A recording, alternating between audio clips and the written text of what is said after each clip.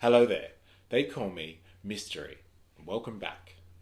In the previous video, we established what Antifa is, being an opposing force to fascists and fascism in any form it takes at any point.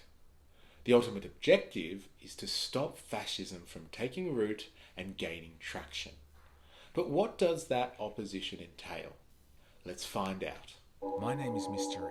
For reasons unknown, I have been thrown back into the past almost 100 years, and this is my story. The ways Antifa groups resist fascist and racist organisation is through a broad range of practices. Here are but a few examples. The most obvious is forming counter rallies to physically oppose fascist or racist rallies and demonstrations where they take place. The intention is to match energy and progress or physically block them, sabotage and frustrate their means of functioning. Another is calling and sending letters to venues that fascists hire for events, talks and shows in order to appeal to the venue management to reject their fascist patrons, going as far as to smear the venue for its association with fascists as it may tarnish their future business. They practice forms of naming and shaming. Antifa members will actively seek to name and expose fascists, neo-Nazis and racists by releasing their information, names and addresses, onto public platforms to make it hard for them to function in their communities. Antifa members and groups ally and form counter-football hooligan groups to battle racist and fascist football hooligan culture. They do the same in the punk music scene. This type of music is heavily influenced by both fascist and anti-fascist groups. They operate propaganda campaigns to battle fascist and racist culture. They engage in counter-vandalism methods by writing over and placing stickers on top of fascist graffiti. They go undercover and infiltrate fascist groups to gain intelligence with the intention to expose and shut down their opponents' operations altogether. This is just some of the tactics Antifa activists have employed over the past 100 years to battle fascism. The point that should be taken from this is that Antifa is a reactionary force, devising tactics that are proportionate and in direct response to a fascist presence. It is not a doctrine in and of itself. Antifa does not exist without fascists. It is important then to ponder as to why Antifa is necessary today. Did the world learn nothing from World War II and the dangers of fascism? In part, it's from complacency. Since World War II, hardly any historical research and emphasis in societal discourse has been given to the continuation of fascist culture and fascist organisation. The only anti-fascist discourse is reserved for the glorification of heroic achievements of the Allies in World War II. But the topic of fascism as a continued and evolving presence since World War II has been barely broached. More recently, fascism can be seen in the rise of neo-Nazi culture and more contemporarily in the hard right or alt-right movements. These latter movements have gained so much traction over the past 20 years that they are enshrined in the values of prominent political parties all throughout the Western world. Fascism has adapted to the modern political landscape.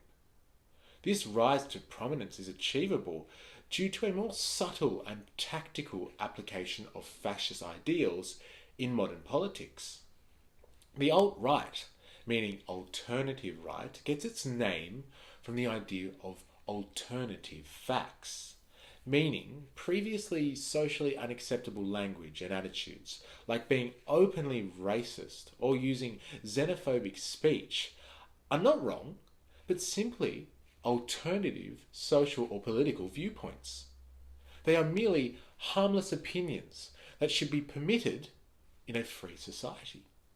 The success of the alt-right comes down to its tactical rhetoric, which frames neo-fascists as the victim. White people are no longer evil conquerors of the world, but are really now victims of globalism and migration. And the white race is just another interest group in society, one that is almost provocative to be a part of. This rhetoric is very appealing for many disillusioned people, particularly youth in Western countries. But this is just a variant of the core fascist ideal of the supremacy of Western culture over all other cultures that stems from Western imperialism, separating white culture and its interests in order to elevate it above the rest of society. And so, modern Antifa does not just oppose, stereotypical skinhead neo-Nazis brandishing SWAT stickers anymore, but it now also opposes tech-savvy, meme-generating, passive organizations who are from increasingly middle-class backgrounds. The effect of this diet, or light fascism, is that it makes the degradation of the achievements of social progress and civility acceptable. It does this by belittling the gravity of hateful speech. For example, the use of the phrase, "Oh, I'm just saying it how it is," or calling people who use the term racist the real racist because all they do is focus on race. These tactics dilute conversations and drain words of their meaning. Draining meaning is a powerful weapon against social standards that are intended to promote respect and even protect people. But still, the question does go begging. Is Antifa then just an attack on free speech? They shut down their adversaries' ability to organise and speak freely, and they enforce rigid social standards, so they must be. To answer this, we must ask ourselves if we live in a society that actually allows free speech in its purest form. And the answer is no. Governments restrict false advertisements, protect copyright, censor pornographic material, stop tobacco companies from promoting their products. This list goes on. But the point is clear. Society does draw a line in public discourse for the overall public interest. It is in that interest to stop this slippery slope to a fascist dictatorship that anti-fascists channel their efforts.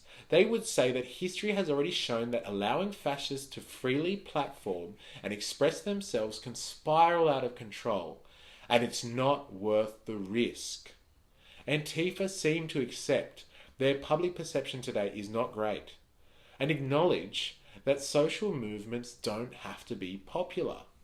It should be noted, Antifa aren't a political party seeking popularity. They state they fight for a cause. Think of the suffragettes who fought for women's rights to vote, or the civil rights movement in the US.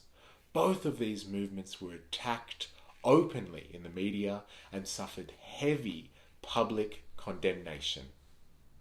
So it would appear Antifa are people who will fight fascism wherever, whenever, by any means necessary, and they really don't care if people like them or not. If you found this interesting, please like it and share it. Until next time, remember, I am, you are, we are a mystery.